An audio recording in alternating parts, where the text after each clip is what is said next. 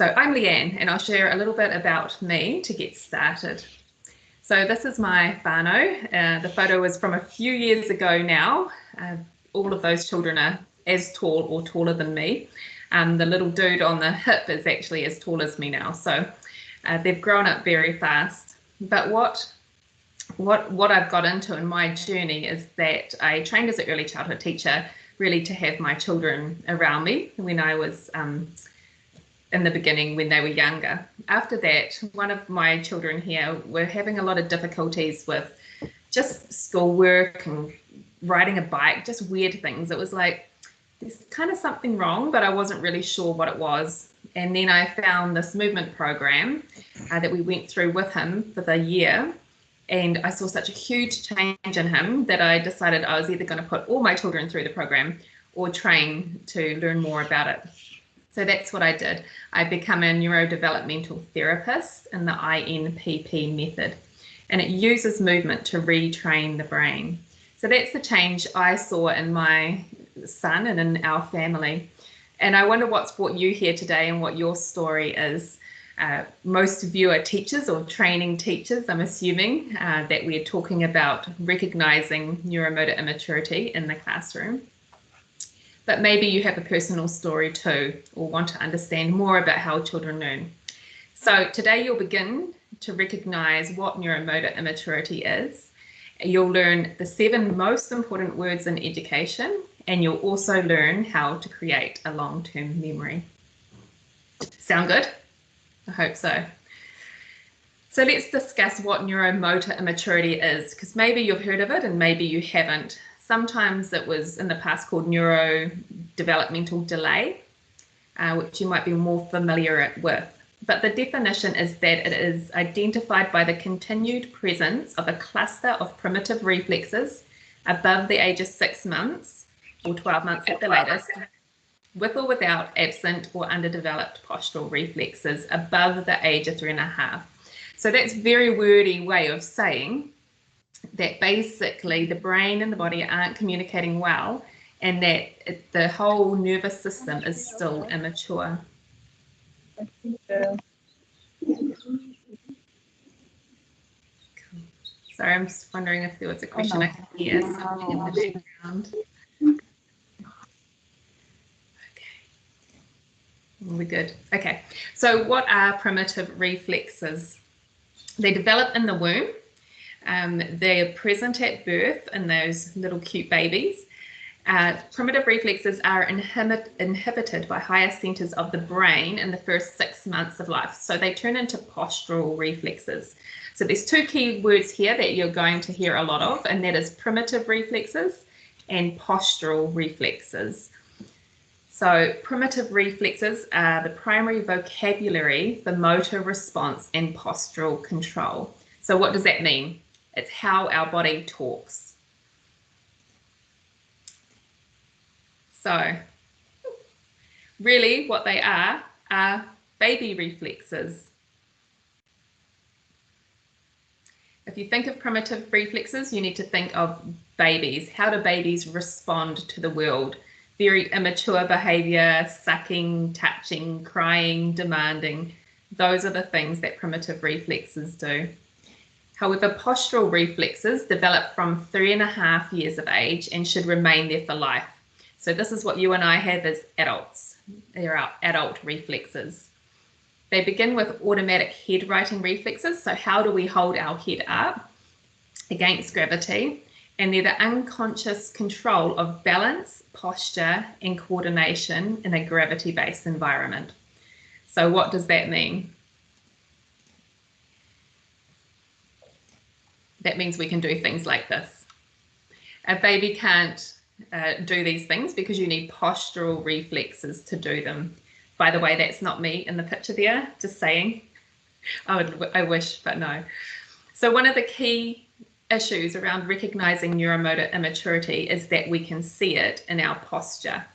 So have a little think about how you're sitting right now at your desk, or maybe you're in bed, or maybe you're lying on the floor. All of these things will be telling you what your brain is doing. It's the body-brain connection. So neuro means brain, Motor means body or movement of the body.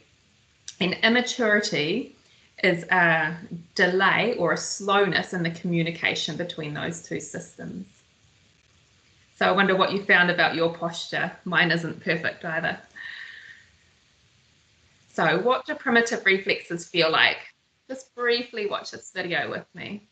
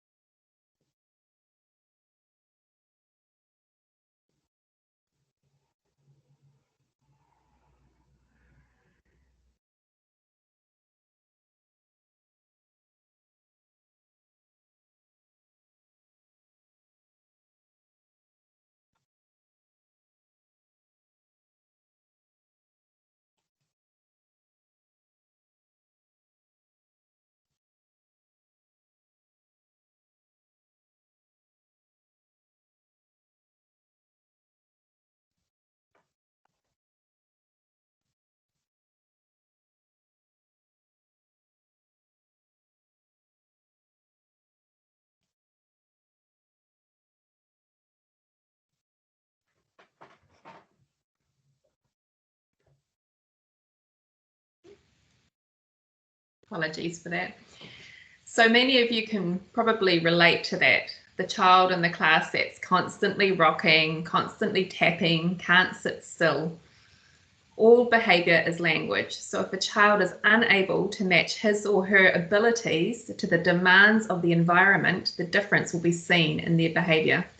And it's not fun for the kids too. I've been running my business for over the last 5 years, and the clients that I see, the children I see, are very frustrated, are struggling to get their bodies and brains to do what they are wanting them to do. So when we're seeing these kinds of behaviours, we need to remember that it is frustrating just as much for the child as it is for the teacher in the class. So what can teachers do? There's some keys here. Observe and identify physical readiness for learning. Learning is a physical thing. We actually use our bodies all the time in the learning process. So here are the 7 most important words for you. Movement is the foundation of all learning. Let's say it again. Movement is the foundation of all learning. Have a think about that for a minute. If you don't believe it, let's think about writing. What do we need to do? We need to use our hands to write. If we think about reading, we need to use our eyes to read.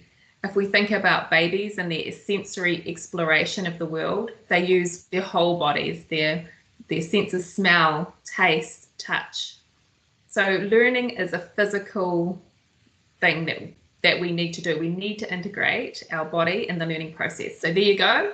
You can say it with me at home. Movement is the foundation of all learning. There's your 7 most important words.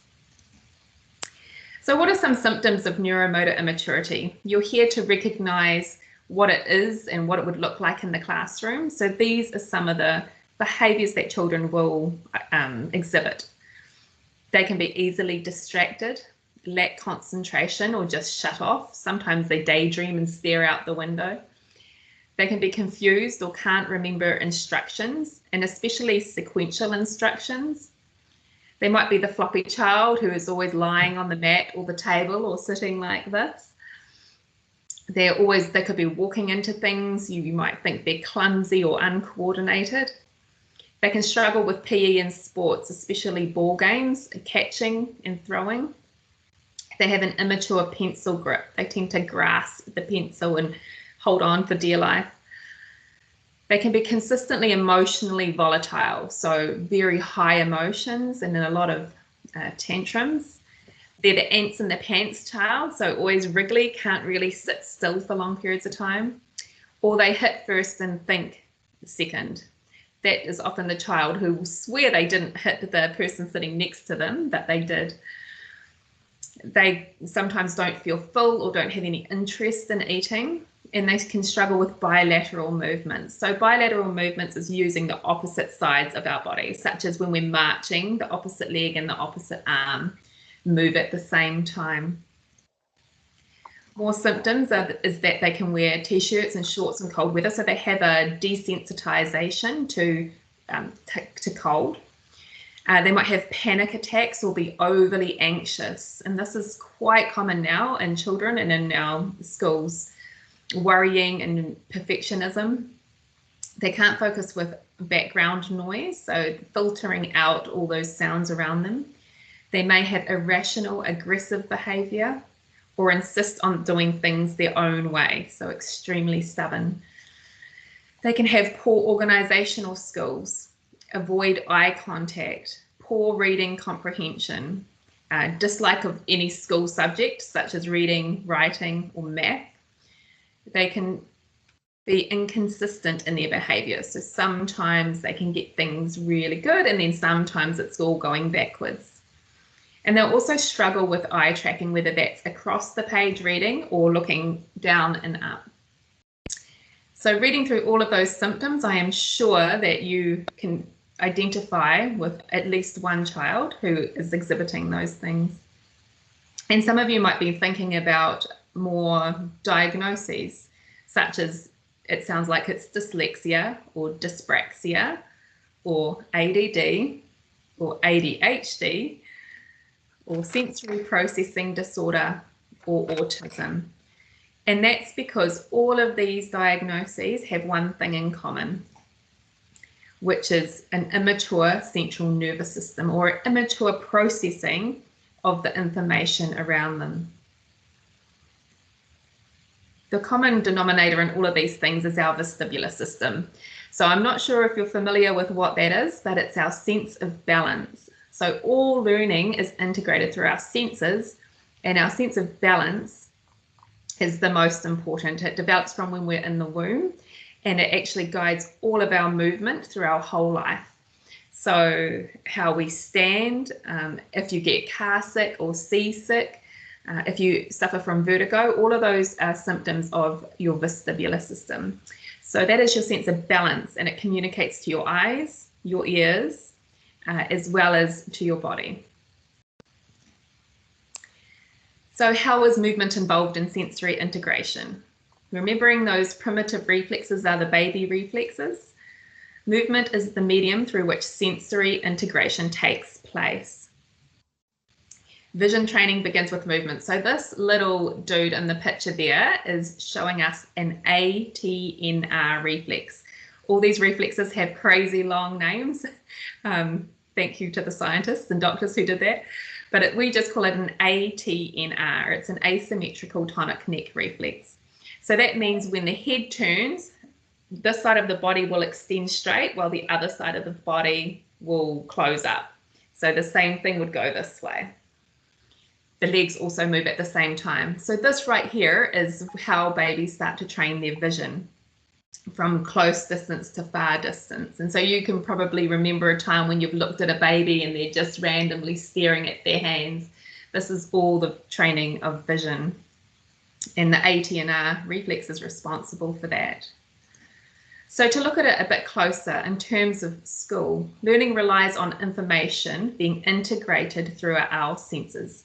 Whether we're thinking in early childhood or we're thinking in a primary school class or even in tertiary, learning relies on information being integrated through our senses. As teachers, we understand that with experimental learning, they need to know, touch, feel to learn. So that sensory integration takes place as a result of action or motor response. Again, as I was saying, many people learned through writing. So even though we can now take a photo of what's on the board, the action of actually writing helps to integrate that learning into our memory. Motor control relies on the control of balance and posture. We saw that in the vestibular system. And balance and posture dependent on a mature reflex system. So that's the postural reflexes, not the baby reflexes. And reflex maturity provides a reflection of the functioning of the central nervous system. So what we're saying is that if we were trying to teach to the cortex, the brain, the thinking brain, then we actually need to integrate it through the whole body, through all the senses in the central nervous system. We can look at it this way. This is our kete of learning. Learning is hierarchical and brain development is hierarchical. So we start at the brainstem, which is this part here in the back of your brain, and that's where the baby reflexes start. Eventually it moves up to the midbrain, which is your motor control. Then the limbic, which is your emotional part of your brain and control over your emotions. And then your cortex, which is what we know as learning or school learning. So we need our children to be learning in this area of their brain. But when they're showing us all those crazy behaviours, emotional in control, tantrum outbursts, or that hitting first, thinking second, then they're right back here into their primitive baby brain. They're operating on instinct and automation rather than thinking through something. And we can see this in children right through the teenagers and even into the adult years. We need to develop that hierarchy into the cortex. So how do we do this? How do adults perceive this? Well, it's through the multi-sensory experiences, as we've mentioned, over many, many years. So all of us here in this meeting used to be these cute little babies, and we all did these actions. They're integrating information through their senses. So the baby in the top photo is thinking, what are my toes? I mean, if we think about it as adults, how do we know what our toes are? It's because we've explored them through our senses. So when we're exploring through our senses with the physical environment, that's how we make an awareness of who we are as people and the world around us. So coming back to neuromotor immaturity, how do we recognize it? Maybe you've seen children sitting like this, or if you've got school-aged children, then you might have seen them lying on the desk like that. And my confession is I was that child in primary school, and even now I struggle with my posture. These positions here are from a reflex called the STNR, which is the symmetrical tonic neck reflex. And what it does is it kind of cuts the body in half across through the middle of you. So the top half of your body doesn't talk to the bottom half of your body very well. So you'll be constantly the person or the child in center or on the mat or at the table or the desk going like this, wriggling around because your body is not talking to your brain and your brain is not talking to your body correctly. That reflex is stopping that communication. So instead of the child being able to learn in the cortex on all the information you're giving them or engage in what's happening around them, they're constantly interrupted by this reflex that causes them to think about their posture. Here is another example on the left. So again, in a school-aged child, you would see that posture. They're either leaning over or they've tucked their feet behind their chair or they're swinging on their chair. That's a very common one because what they're doing is trying to gain a sense of movement to tell the brain how to hold themselves in their posture. because it hasn't become automatic yet. We want those postural reflexes, the adult reflexes, to become automatic so that the primitive or baby reflexes aren't annoying them and interrupting them. On the other side of the page, you can see the baby going like this. That is a moro reflex. And that happens and it starts right from birth. That's the reflex that gives babies that first breath of life. So baby reflexes are really important, but only till you're about a year old. You do not need them at 3, 4, 7, 17 or 20. They then become a hindrance to learning, coordination, and behavioural control. So if a child has this moro reflex after a year or after 4 years even, you'll see a lot of highly anxious behaviour, clinginess, even selective mutism. Some research has been linking it to selective mutism now. Their system shuts down. It's that fight-flight response. So they're either going to hit you and then go, oh, what did I do? I hit you, I didn't mean to, or they're going to shut down and run away. And the moro reflex is responsible for this. So we know a lot of these behaviours with children, but sometimes we just don't know the cause of why they're there. The ATNR I mentioned before, the asymmetrical tonic neck reflex, will look like this in a classroom. So the posture of the child is affected, as we can see with that boy there, his leg and arm fully outstretched. The writing is hugely affected. It will always slope, it will always move away from the margin because it causes a midline crossing issue. So right down between the middle of their body, one side of the body doesn't operate well on the other side of the body. So how can we help children? This is only an introduction, remember. I can't give you everything in this 20 minutes, but the one thing we needed to talk about was how to create a long-term memory. So when information is coupled with emotion, you make a long-term memory. So seeing as your cameras aren't on, you can do that with me at home. Information and emotion is a long-term memory. So what that means is we need to use emotion and movement to gain those long-term memories of the information we're trying to teach. So let children play. Play, physical play, not physically on their thumbs on devices, but physically with their bodies, socially engaged. That is the best thing we can do for young children. Even Dr. Chuck Hillman in University of Illinois found this about the brain. On the left is children sitting quietly. That's how much your brain is engaged. On the right, that's after just a 20-minute walk. Just 20 minutes of movement and you've highlighted and activated all those parts of the brain. It's amazing. So what else can be done? As teachers, we can be trained to recognize neuromotor immaturity and help children with it. So we do that through a specific movement program in preschools or schools that take children through that first year of life to put to sleep those baby reflexes and develop the postural ones. Because once they have a mature postural system, a mature reflex system, then their brain can actually think and engage on the content and the experiences that we're offering them. So my time is up, but if you're wanting to know any more or wanting to look at this further, please go to my website.